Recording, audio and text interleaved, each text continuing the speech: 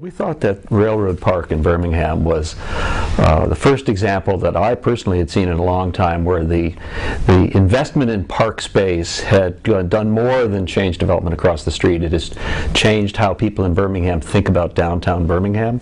It's made a bridge across the railroad tracks to the university neighborhood, which is now receiving a lot of new investment. And it's a park that's unusually visible within a city. And so people see it on a daily basis, and it reminds them that this investment is real, it's new, and that Birmingham is changing.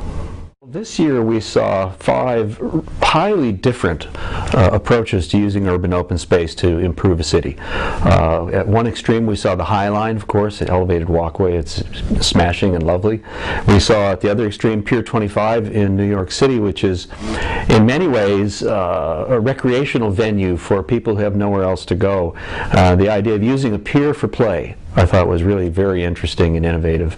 In Portland we saw the Tanner Springs Park, where the idea of contemplation as an important part of urban life I thought was stunning, and it's a beautiful, beautiful place.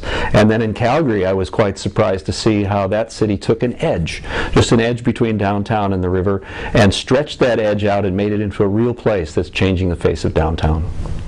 I think that the Open Space Award is doing a lot across the country, and maybe a little bit starting around the world, to call attention to how important open spaces are to cities, and how cities today are really realizing that open space is probably the next wave of the future. You know, many years ago cities were off trying to acquire trophies, a new aquarium, a new football stadium, this, that, or the other thing to revitalize their downtown. But I think they're realizing now that urban open spaces are really the lifeblood of the civic life of the city, and something well worth investing in.